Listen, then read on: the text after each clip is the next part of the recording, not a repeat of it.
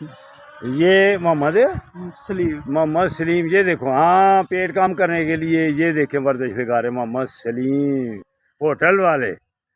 हाँ, वो एडमराले की तरफ इनका होटल है।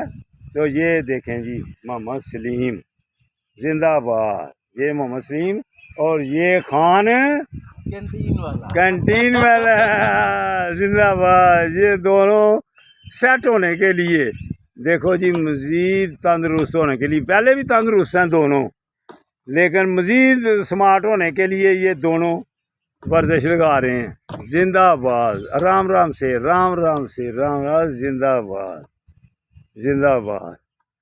आओ आप उधर, आपको वीडियो मेरी बनाओ तो देखो ना, लगा के आ जाओ।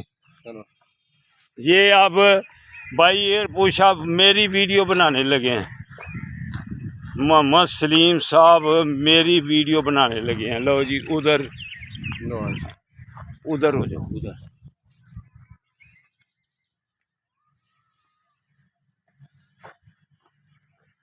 बिस्मिल्लाह। माशाल्लाह माशाल्लाह, ये सबको देख रहे हो आप।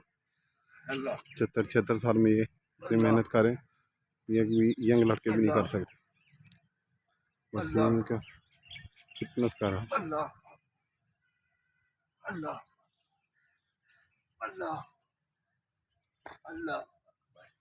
माशाल्लाह। बंद कर दी।